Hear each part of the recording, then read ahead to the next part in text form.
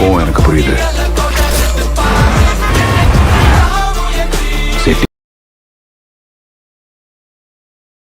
விடாமுயற்சி ஓப்பனிங் வீக்கெண்டில் ஒரு 115 கோடி கிட்ட வசூல் பண்ணிச்சு. நேற்று வீடியோலேயே நம்ம சொல்லியிருந்தோம் இந்த படம் இந்த வீக் டேஸில் எப்படி பர்ஃபார்ம் பண்ணுது அப்படிங்கிறத வச்சு தான் இந்த படம் வந்து ஒரு வெற்றி திரைப்படமாக அமைய போதா தோல்வி திரைப்படமாக அமைய போதா அப்படிங்கிறத நம்ம சொல்ல முடியும் அப்படின்னு சொல்லியிருந்தேன். அப்படி நேற்று திங்கட்கிழமை இந்த படம் எவ்வளோ வசூல் பண்ணியிருக்கு, அதில் தமிழ்நாட்டில் எவ்வளோ வசூல், மற்ற ஸ்டேட்ஸில் எப்படி பர்ஃபார்ம் பண்ணியிருக்கு, அதே மாதிரி ஓவர்சீஸில் எப்படி பர்ஃபார்ம் பண்ணியிருக்கு, எல்லாத்தையுமே இந்த வீடியோவில் நம்ம தெளிவாக டிஸ்கஸ் பண்ணுவோம். இது இல்லாமல் ஒரு முக்கியமான ஒரு படத்தை பற்றி இந்த வீடியோவில் நம்ம பேச போகிறோம். அதாவது வெறும் 13 நாளில் 10,000 கோடிக்கு மேலே ஒரு படம் வசூல் பண்ணியிருக்கு. என்னது 13 நாளில் 10,000 கோடியா அப்படின்னு உங்களில் நிறைய பேர் ஷாக் ஆகக்கூடும். அப்படிப்பட்ட ஒரு படம், அதுவும் எக்கச்சக்கமான ரெக்கார்டாக இந்த 13 நாளில் அந்த படம் செஞ்சுருக்கு. இப்போவும் சக்ஸஸ்ஃபுல்லாக ஓடிக்கிட்டு இருக்கு. அந்த படம் என்ன படம் அப்படிங்கிறத நம்ம பேசுவோம். அது எங்கே கலெக்ட் பண்ணியிருக்கு அப்படிங்கிறதையும் பேசுவோம். இது இல்லாமல் குடும்பஸ்தன் ஆக்சுவலாக நேற்றுமே ஒரு நல்ல கலெக்ஷன் எடுத்திருக்கு. அப்புறம் தண்டல் அந்த படம் வந்து ஒரு சூப்பரான கலெக்ஷன் எடுத்துக்கிட்டு இருக்கு. இது இல்லாமல் மற்ற லாங்குவேஜ் இன்ட்ரெஸ்டெல்லாம் ரீரிலீஸு, அப்புறம் ஹிந்தி திரைப்படங்கள், இது எல்லாத்தையுமே இந்த வீடியோவில் நம்ம தெளிவாக பார்த்துருவோம். அப்புறம் ரொம்ப நாளாக நம்ம சேனலில் கேட்கப்பட்டு இருந்த ஒரு படம் 7ஆம் அறிவு, அந்த படத்தோட வசூலையுமே நம்ம பார்த்துருவோம். ஸோ வாங்க வீடியோக்குள்ளே போகலாம்.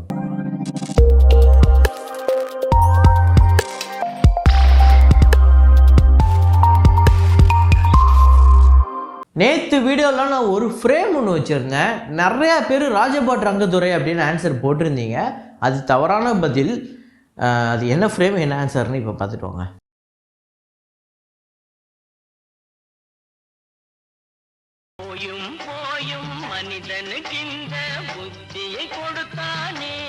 புரட்சித் தலைவர் எம்ஜிஆர் அவர்களோட நடிப்பில் தாய் சொல்லை தட்டாதே அப்படிங்கிற படத்தில் போயும் போயும் மனிதனுக்கு இந்த புத்தியை கொடுத்தாயே அப்படிங்கிற ஒரு பாட்டு, அந்த பாட்டில் வரக்கூடிய ஃப்ரேம் தான். ஆக்சுவலாக நான் நேற்று ஃப்ரேம் வைக்கும் போது என்ன ஆச்சுன்னா, அது கொஞ்சம் கலரைஸ் பண்ண பிரிண்ட்லேருந்து எடுத்து வச்சுட்டேன். ஆக்சுவலாக அது பிளாக் அண்ட் ஒயிட் பிரிண்ட்டு தான்.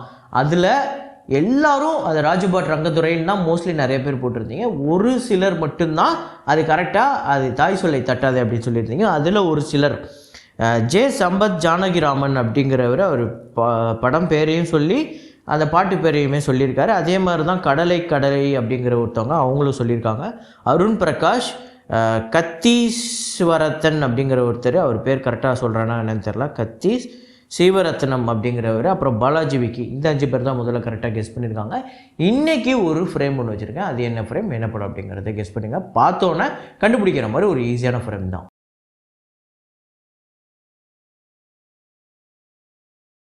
இன்டர்ஸ்டெல்லார் ரீரிலீஸ் இந்த படத்தோட டே 4 1,98,00,000 வந்து வசூல் பண்ணியிருக்கு.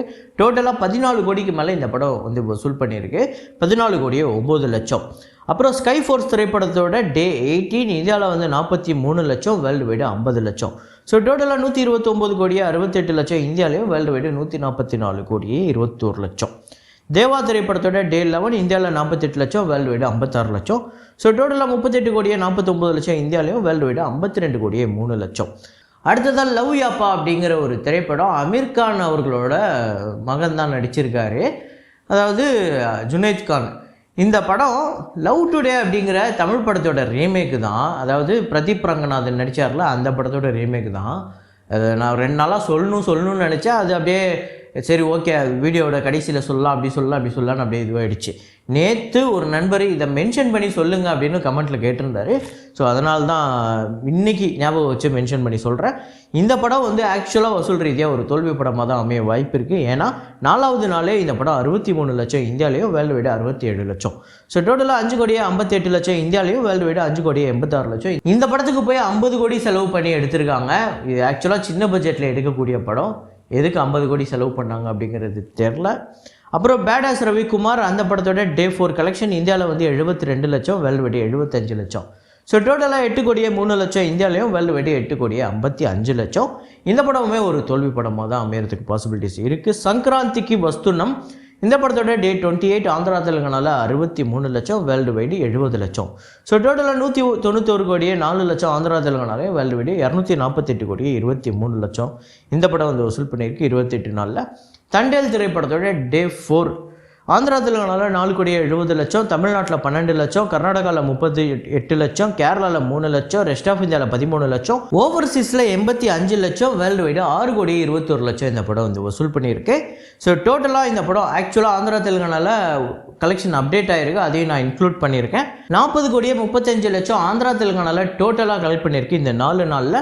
தமிழ்நாட்டில் 1,07,00,000, கர்நாடகாவில் 3,95,00,000, கேரளாவில் 16 லட்சம், ரெஸ்ட் ஆஃப் இந்தியாவில் 74 லட்சம், ஓவர்சீஸில் 15,63,00,000, வேர்ல்டு வைடு 61,90,00,000 இந்த படம் வந்து வசூல் பண்ணியிருக்கு 4 நாளில். நல்ல கலெக்ஷன். 40 கோடி கிட்டே இந்த படத்துக்கு தேட்டரிக்கல் ரைட்ஸ் போயிருக்கு. ஒரு நல்ல ஷேர் இப்போவே வந்திருக்கு. கிட்டத்தட்ட 30+ கிட்டே இந்த படத்துக்கு ஷேர் வந்திருக்கு. அதாவது 34 crore நினைக்கிறேன் ஷேர் இதுவரையும் வந்திருக்குது. ஸோ பக்கத்தில் வந்துடுச்சுன்னு வைங்களேன். ஒரு பெரிய வெற்றி படமாக அமைகிறதுக்கு தான் பாசிபிலிட்டிஸ் இருக்குது. அப்புறம் குடும்பஸ்தன் திரைப்படத்தோட டே 18 தமிழ்நாட்டில் வந்து 39 லட்சம், வேர்ல்டு வைடு 41 லட்சம். நல்ல கலெக்ஷனுங்க ஆக்சுவலாக இந்த படம். 18வது நாள் ஒரு சின்ன படம், அதுவும் 40 லட்சத்துக்கிட்ட வந்து உலகம் முழுக்க வசூல் பண்ணுறதுலாம் பெரிய விஷயம். தமிழ்நாட்டில் டோட்டலாக 21,55,00,000, வேர்ல்டு வைடு 23,50,00,000, ஒரு பெரிய ஹிட்டு. அப்புறம் விடாமுயற்சி திரைப்படத்தோட டே 5.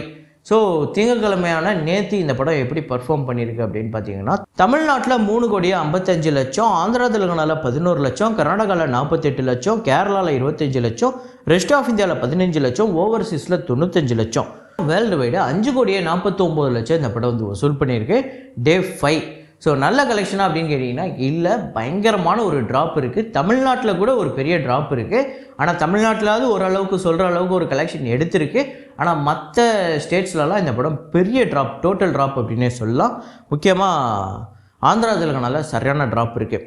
அதே மாதிரியே விடாமுயற்சி டோட்டல் கலெக்ஷன் தமிழ்நாட்டில் 67,30,00,000, ஆந்திரா தெலுங்கானாவில் 2,42,00,000, கர்நாடகாவில் 8,07,00,000, கேரளாவில் 2,82,00,000, ரெஸ்ட் ஆஃப் இந்தியாவில் 1,33,00,000, ஓவர்சீஸில் 39,23,00,000, வேர்ல்டு வைடு 121,17,00,000 இந்த படம் வந்து வசூல் பண்ணியிருக்கு.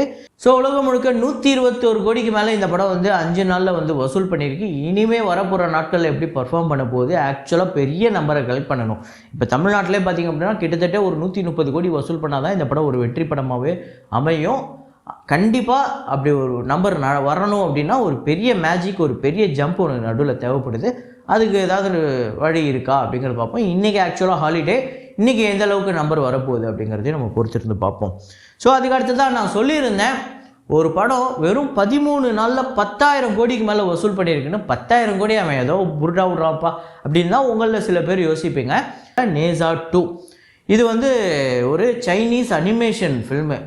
இந்த படம் பார்த்திங்க அப்படின்னா இப்போது ஜனவரி 29ஆம் தேதி ரிலீஸ் ஆச்சு. ரிலீஸ் ஆகி 13 நாளில் இந்த படம் எவ்வளோ வசூல் தெரியுங்களா? 1.16 பில்லியன் வந்து கலெக்ட் பண்ணியிருக்குங்க. அதாவது இந்த படம் வந்து உலகத்திலே ஹையஸ்ட் கிராசிங் அனிமேஷன் ஃபில்மாக வரதுக்கும் பாசிபிலிட்டிஸ் இருக்குது. இந்த படம் 2 பில்லியன் வந்து கலெக்ட் பண்ணுறதுக்கும் பாசிபிலிட்டிஸ் இருக்குது அப்படிங்கிற மாதிரி சொல்லப்படுது ட்ரேட் வட்டாரங்களில். அதே மாதிரியே இந்த படம் வந்து இன்னொரு ரெக்கார்டு ஒன்று வச்சுருக்கேன். என்னென்னா இந்த உலகத்தில் இதுவரையும் வந்ததுலேயே, இப்போ கலெக்ஷனை விட்டுருங்க, கலெக்ஷன் இன்றைக்கி ஒரு நம்பர் இருக்கும், இதுக்கு சில வருஷத்துக்கு முன்னாடி ஒரு இன்ஃப்ளேஷன் இருக்கும்.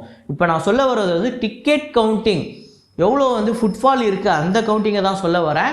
என்னென்னா சைனாவில் இந்த படம் வந்து 161 மில்லியன் டிக்கெட்ஸை விற்றுருக்கு. அதாவது 16 கோடிக்கு பேருக்கு மேலே ஒரே ஒரு ரீஜியனில், ஒரே ஒரு டெரிட்டரியில் மட்டும் பார்த்துருக்காங்க, ஒரே ஒரு நாட்டில் மட்டும்.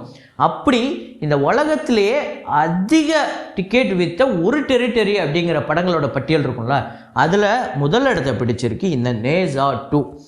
இது வந்து 161 மில்லியன். இப்போ நான் சொல்லும் போது இதுக்கப்புறம் ஒரு 10 மில்லியன் கூடிச்சா என்னன்னு தெரில. இது வந்து 12 நாள் கவுண்ட்டு. அப்புறம் வோல்ஃப் வேரியர் அப்படிங்கிற படம், அதுவுமே சைனாவில் தான் கலெக்ட் பண்ணியிருக்கு 160 மில்லியன். அதை தான் இது பிரேக் பண்ணியிருக்கு. அப்புறம் இதே படத்தோட பார்ட் 1 நேசா அப்படிங்கிற படம் 140 மில்லியன் டிக்கெட்ஸ் வந்து விற்றுருக்கு. பேட்டில் அட் லேக் சாங்ஜின் அப்படிங்கிற ஒரு சைனீஸ் படம், அது வந்து 125 மில்லியன். ஹாய் மாம் அப்படிங்கிற ஒரு படம், அது வந்து 121 மில்லியன். ஆக்சுவலாக இந்தியாவிலேயுமே ஒரு படம் அப்படி எடுத்து வச்சுருக்கு. பாகுபலி 2 110 மில்லியன் இருக்குது. ஆக்சுவலாக பாகுபலி இந்த லிஸ்ட்டில் 6வது இடத்த பிடிச்சிருக்குங்க. பார்த்துக்கோங்க, உலகத்திலே ஹையஸ்ட்டு டிக்கெட் சேல் இன் சிங்கிள் டெரிட்டரி அப்படிங்கும்போது அது பாகுபலி 2 இருக்குது. அப்புறம் wandering earth 105 million. Avengers end game ஆக்சுவலாக சைனாலேயே 87 மில்லியன் டிக்கெட்ஸ் விற்றுருக்கு. ஸ்டார் வார்ஸ் ஆக்சுவலாக யூஎஸ்ஏல இது வந்து அங்கே த ஃபோர்ஸ் அவேக்னஸ் அப்படிங்கிற படம் இது வந்து 80 மில்லியன் டிக்கெட்ஸ் விற்றுருக்கு. இந்த நேசா 2 அப்படிங்கிறது பாக்ஸ் ஆஃபீஸ் வரலாற்றிலே ஒரு பெரிய புரட்சியை பண்ணியிருக்கு. அதிக டிக்கெட் சேல்ஸ்லேயுமே சிங்கிள் டெரிட்டரியில் இப்போதைக்கு உலகத்திலே இதுதான் ஃபஸ்ட்டு பிளேஸில் இருக்குது. ஸோ அந்த அளவுக்கு ஒரு பெரிய சம்பவம் பண்ணிடுச்சு. இந்த படத்தையே நேற்று ஒருத்தர் ரிக்வஸ்ட்டாக கேட்டிருந்தாங்க, ஒரு 2-3 பேர் ரிக்வஸ்ட்டாக கேட்டிருந்தாங்க. அவங்களுக்கு ஆக்சுவலாக தேங்க்ஸ், இந்த படத்தை நான் எடுத்து பேசணும்னு என்கிட்ட ரிக்வஸ்ட்டாக வச்சதுக்கு. ஸோ அந்த மாதிரி வேறு ஏதாவது படத்தை பற்றி பேசணும் அப்படின்னு நினச்சிங்கன்னா அதையும் நீங்கள் என்கிட்ட சொல்லலாம். கீழே இன்ஸ்டாகிராம் ஐடி போடுறேன், அதுலேயும் ஃபாலோ பண்ணி அதுலேயுமே சொல்லுங்கள். ஸோ அதுக்கடுத்ததாக 7ஆம் அறிவு படத்தோட வசூலை சொல்கிறேன் அப்படின்னு சொல்லியிருந்தேன். ரொம்ப நாளாக நம்ம சேனலில் கேட்கப்பட்டு இருந்த ஒரு படம். இந்த படம் ஆக்சுவலாக மேக்கிங்லாம் அவ்வளோ சூப்பராக இருக்கும். 2011 இவ்வளோ பெரிய பட்ஜெட், அவ்வளோ பெரிய கலெக்ஷன் எடுக்க போதானா உண்மையிலே இந்த படம் ஒரு பெரிய கலெக்ஷன் எடுத்தது. ஆனால் இந்த படம் வசூல் ரீதியாக வெற்றியா இல்லையா அப்படிங்கிறத இப்போ பார்ப்போம்.